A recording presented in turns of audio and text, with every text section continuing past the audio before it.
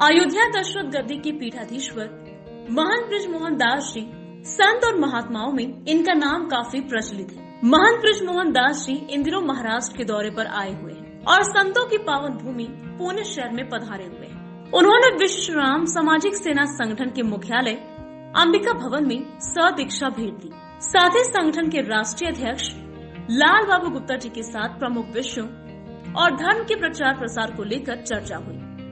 मैं बताऊं, जब पहली बार लाल बाबू गुप्ता से मेरी मुलाकात हुई थी तो उस समय ही मुझे लगा था कि हो ना हो इनके अंदर में वो क्षमता है कि ये अपनी आवाज़ को दूर तक पहुंचा सकते हैं, कितनों का कल्याण कर सकते हैं। कोई इंसान कमजोर नहीं होता, उसकी आत्मशक्ति मजबूत होनी चाहिए। और जब व्यक्ति की आत्मशक्ति मजबूत होती है तो वो अपनी आवाज़ बहुत दूर तक पहुँचाता है। तो लाल बाबू गुप्ता जी को जब मैंने देखा तो मुझे लगा कि वास्तव में आप समाज सुधारक हैं, भगवान के भक्त हैं, मानवता के प्रेमी हैं। और जब आप जैसे व्यक्ति समाज के कल्याण में नहीं निकलेंगे तो विश्वास मानिए समाज का निश्चित कल्याण होगा। दशरथ गद्दी के महंत बृजमोहन दास का सम्मान विश्व राम सेना सामाजिक संगठन के राष्ट्रीय अध्यक्ष लाल बाबू गुप्ता द्वारा किया गया। इस अवसर पर कई मान्यवर उपस्थित थे। महंत बृजमोहन दास ने कहा कि लाल बाबू द्वारा किए जा रहे कार्य सराहनीय है। साथ ही विश्व राम सेना सामाजिक संगठन धर्म के प्रचार प्रसार में लगी है। हिंदू राष्ट्र के लिए सभी ने अहम कदम उठाना चाहिए। आज का युवा वर्ग जाग रहा है, जो कि अच्छी बात है। साथ ही उन्होंने उत्तर प्रदेश में हो रही योगी सरकार के कामकाज को भी सराहनीय बताया। योगी सरकार में विकास के साथ साथ कई बदलाव देखने को मिल रहे हैं। वहीं महाराष्ट्र में चल रहे लाउड स्पीकर विवाद पर भी उन्होंने कहा कि न्यायपालिका के निर्बंधों का सभी ने पालन करना चाहिए। मुझे नहीं लगता है कि स्पीकर में चिल्लाने से ही भगवान या अल्लाह तक आवाज पहुंचेगी, इसलिए मन से याद करें। संत समाज को अपने पीठ से बाहर निकलकर लोगों का मार्गदर्शन करना होगा। साथ ही राष्ट्र की उन्नति के लिए राजनीति में भी संत समाज को आना होगा, तभी एक प्रबल और समृद्ध भारत हिंदू राष्ट्र बनेगा। ऐसा भी महंत बृजमोहन दास जी ने कहा। मैं सबसे पहले बता दूं कि आज मैं पुणे महाराष्ट्र में आया हूं और मेरे आने का सबसे बड़ा कारण है कि हमारे प्रिय शिष्य डॉक्टर लाल बाबू गुप्ता जिनके आमंत्रण पर मैं यहाँ पे आया हूँ। यहाँ पे आने के बाद मुझे बहुत अच्छा लगा। यहाँ का सारी व्यवस्थाएं बहुत अच्छी लगी और ख़ासकर यहाँ के जनमानस से जो मैं मिला हूँ तो मुझे बहुत अच्छा लगा। सबका व्यवहार, सबका रहन सहन, मुझे लगा कि बिल्कुल जैसे राम राज्य की स्थापना लाल बाबू गुप्ता जी ने की है। इनके सहयोगी जन, इनके चाहने वाले आज जिस तरह यहाँ पे बैठकर राम जी का भजन गा रहे थे, जिस तरह संत का सत्कार कर रहे थे, जो श्रद्धा भाव उनके अंदर था, देखकर वास्तव में मन बहुत ज़्यादा प्रफुल्लित हुआ। और मैं तो हर जगह यही आपके चैनल के माध्यम से कहना चाहता हूँ कि लाल बाबू गुप्ता जी से लोग सीख लेकर समाज के विकास में, समाज के कल्याण के लिए निरंतर आगे बढ़ते रहे। और विश्वास करिए, जिस दिन इस महाराष्ट्र में लाल बाबू गुप्ता जैसे लोग खड़े होकर समाज का विकास करने लगेंगे तो वास्तव में महाराष्ट्र नहीं अपितु राम राज्य की स्थापना हो जाएगी और पूरे देश में एक मैसेज जाएगा। लेकिन जिस तरह जनमानस के साथ जब व्यक्ति कोई भी संत महंत हो, जब वो जनमानस से जुड़ता है तभी उसकी भावनाएं वहाँ तक पहुँचती है।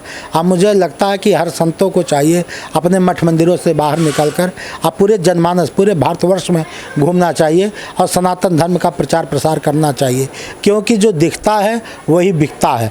और धर्म ऐसा चीज़ है कि धर्म मानवता की रक्षा के लिए ही बनाया गया है, लेकिन कुछ लोग इसको अपवाद बनाकर और गलत तरीके से पेश करने का काम करते हैं। तो मेरा मानना है संत समाज को अपने आश्रमों से बाहर निकलकर भारत के सभी राज्यों में जाकर सनातन धर्म का प्रचार प्रसार करना चाहिए। उन्हें बताना चाहिए सनातन धर्म कितना सरल और कितना पवित्र है और इससे जुड़ने के बाद व्यक्ति को कितनी कामयाबी मिलती है और आगे का जीवन भी उनका बहुत अच्छा और सुगम होता है। तो मेरा मानना यही है कि सनातन धर्म का प्रचार प्रसार के साथ साथ आज की युवा पीढ़ी बहुत सशक्त है, बहुत अच्छी है।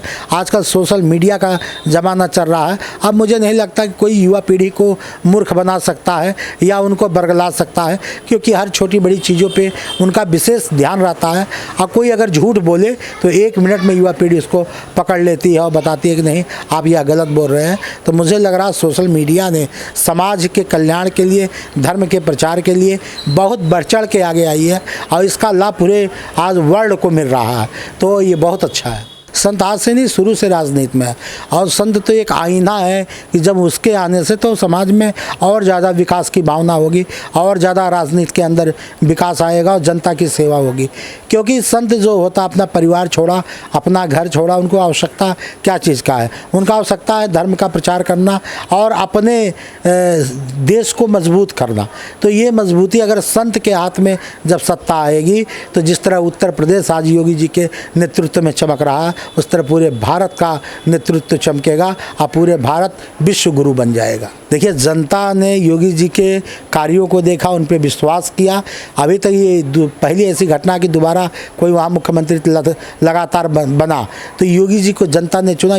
जनता को विश्वास है कि ये संत हैं, ये सन्यासी हैं, इन्होंने 5 साल में जो किया, 5 साल और उनको जनता ने दिया। और देखिएगा ये 5 साल के अंदर जो और विकास की पूरी गंगा उत्तर प्रदेश में बहेगी। और ये मेरा मानना है कि संतों को भी राजनीति में आगे आना चाहिए, क्योंकि जब वो आएंगे, क्योंकि वो निस्वार्थ भाव से आते हैं, और जब वो आएंगे तो मुझे लग रहा है और ज़्यादा विकास होगा और भारत जो है वो विश्व गुरु बन के उभरेगा। देखिए, भारत वास्तव में हिंदू राष्ट्र तो है ही, तो इसको अगर नाम दे देना ये अत्यंत आवश्यक है, क्योंकि बिना नाम के कोई काम नहीं होता है।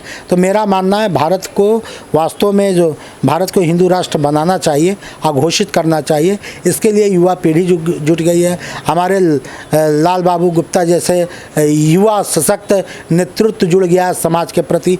और आपने जिस तरह से राम सेना बनाकर पूरे भारत के अंदर एकदम धर्म का प्रचार प्रसार कर रहे हैं और ये चाहते हैं कि भारत को से लोग ये सीख लें और भारत को हिंदू राष्ट्र घोषित किया जाए। तो मुझे लग रहा है कि आज युवा जग चुका है और वो दिन दूर नहीं जब भारत को हिंदू राष्ट्र घोषित किया जाएगा, क्योंकि ये अत्यंत आवश्यक है कि भारत को हिंदू राष्ट्र घोषित किया जाए। अब यही बचा भी है, क्योंकि धारा 370 हट गया, अयोध्या में राम जी का भव्य मंदिर बन गया। तो अब जो बचा है भारत को हिंदू राष्ट्र बनाना, वह बहुत जल्द पूर्ण होगा, क्योंकि आज का युवा समाज, आज का संत समाज, आज की पीढ़ी, आज के सामाजिक कार्यकर्ता सब ये चाहते हैं कि भारत को हिंदू राष्ट्र घोषित किया जाए। देखिए, मैं ये कहूँगा महाराष्ट्र सरकार से, जो एक मानक होता है बजने का, जो एक मानक होता है, जो उसकी क्षमता होती है, उसको निर्धारित किया जाए और वह बजे, ठीक है ना। जैसे बहुत ज़्यादा साउंड की आवश्यकता नहीं है जगाने के लिए। इसके लिए आपको कर्म करना पड़ेगा, आपको चैतन्य होना पड़ेगा, आपको सदमार्ग की ओर चलना पड़ेगा, आपको भजन भावना करना पड़ेगा। सिर्फ लाउड स्पीकर बजने से अगर समाज सुधर जाए तो हर कोई लाउड स्पीकर बजाए। तो मेरा ये मानना है लाउड स्पीकर से लोगों को दिक्कत होती है, तो इसका एक मानक जिस तरह योगी जी ने निर्धारित किया है, जो हमारे भारत का कानून है, उसके मापदंड के अनुसार बजना चाहिए। मंदिर पर भी बजना चाहिए, मस्जिद पे भी बजना चाहिए, लेकिन उसका एक मापदंड होना चाहिए, किसी को उससे दिक्कत ना हो। और रही बात कि समाज में जागरूकता तभी आएगी जब आप जगेंगे, जब आप स्वयं भक्ति भाव भजन करेंगे, तब आएगा, ना कि लाउड स्पीकर बजाने से आएगा। विश्व श्री राम सेना को मैं शुरू से जुड़ा हुआ, यहाँ तक मैं इस सेना का संरक्षक भी हूँ और मैं सदा से अयोध्या का संत समाज आशीर्वाद देता है। लाल बाबू गुप्ता के नेतृत्व में यह संगठन दिन प्रतिदिन आगे बढ़ रहा है। तो मेरी शुभकामना है लाल बाबू को, पूरे संगठन के सभी कार्यकर्ताओं को, आप बिल्कुल इसी तरह जुड़ के चलिए। एक दिन आपके नाम का डंका बजेगा, आप समाज के ऐसे बड़े अंग बनेंगे कि आपके द्वारा बहुत अच्छे अच्छे कार्य पूरे भारतवर्ष में होंगे और जिसका लाभ संपूर्ण भारत समाज पाएगा। अयोध्या में राम जी का मंदिर बन रहा है। High court, supreme court, lower court, सब में जजों ने स्पष्ट रूप से कहा कि जहाँ से रामलला विराजमान है वही स्थान उनकी जन्मभूमि है। तो देखिए, प्रामाणिकता हो गया है, यह सिद्ध हो गया कि बाबर बादशाह ने अपने शासन काल में अयोध्या में राम मंदिर, मथुरा में कृष्ण जन्मभूमि, काशी में भगवान शंकर का मंदिर को तोड़कर वहाँ पे मस्जिद का निर्माण किया। तो अगर बाबर बादशाह ने गलत किया तो मेरा मानना है भारत के मुसलमानों का बाबर से कोई लेना देना नहीं। अब भारत का पढ़ा लिखा मुसलमान बाबर को चाहता भी नहीं है, क्योंकि वो विदेशी आक्रांता था। तो जो हमारे भाई हैं जो भारत में रहते हैं, हिंदू मुस्लिम हम लोग जो एक हैं, तो उनको खुद चाहिए इस पहल को आगे, जिस तरह अयोध्या में तमाम हमारे मुस्लिम भाई मेरे साथ खड़े होकर राम मंदिर का पत्थर साफ किए, संकल्प लिए। उन्होंने कहा कि मुझे बाबर से कोई लेना देना नहीं है, राम हम लोग के भी पूर्वज हैं और राम का मंदिर बनना चाहिए। तो मुझे लग रहा बहुत जल्द मथुरा में कृष्ण की जन्मभूमि भी बनेगी और सब हिंदू मुस्लिम फिर उसी तरह मिलकर बनाएंगे जिस तरह अयोध्या का फैसला आया और कहीं भी हिंदू मुस्लिमों में विवाद नहीं हुआ और इनके नाम पे रोटियां सेकने वाले तमाम ऐसे विधर्मी आज अपना अपना रास्ता पकड़ के लुप्त हो गए हैं। तो ये कालनेमी जो है इसी तरह लुप्त होंगे और भारत की जनता जगकर मथुरा में भगवान कृष्ण का भव्य मंदिर बनाएगा। मैंने बोला ना, कुछ ऐसे उपद्रवी तत्व हैं समाज में, कुछ ऐसे कालनेमी हैं जो नहीं चाहते हिंदू मुस्लिम मिल के रहे, यहाँ दंगे हो, फसाद हो और बेगुनाह मारे जाएँ।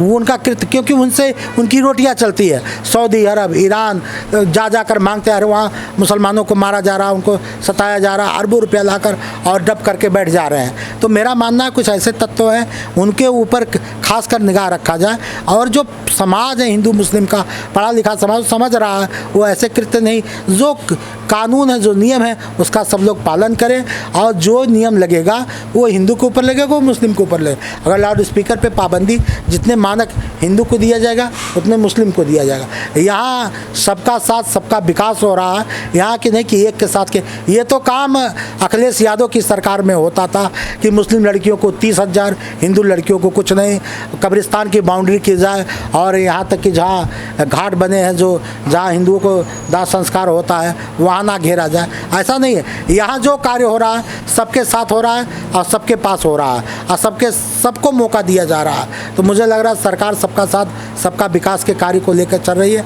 और इसीलिए योगी जी दोबारा मुख्यमंत्री बने हैं। उनको हिंदू, मुस्लिम, सिख, ईसाई सब ने मिलकर वोट किया है। देखिए उस समय भी ये जो कुछ शरारती तत्व है जो देख रहे थे राम मंदिर का निर्माण होने जा रहा है, ऐसा हो रहा है, तो उनको लगा कि कहीं ना कहीं से किया जाए।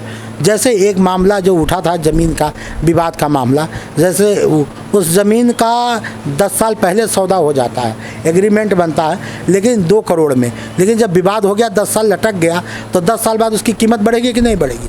उसकी कीमत 18 करोड़ हो गई। तो जैसे उन्होंने सुलह भैया उन्होंने लिखा पड़ी भैया, उसके बाद ट्रस्ट को वो ज़मीन चाहिए थी तो ट्रस्ट ने 5 मिनट में उसको 18 करोड़ में लिखा लिया। इसको लेकर आज वो ज़मीन वहाँ पे कम से कम 70 करोड़ की हो गई है साल भर के ही अंदर। वो तो 10 साल में 2 करोड़ का 18 करोड़ हुआ, अब वो ज़मीन 70 करोड़ का हो गया। तो अब कोई अब 18 करोड़ मिलेगा? आप कोई कहे यार साल भर पहले 18 करोड़ था, 70 करोड़ कौन देगा?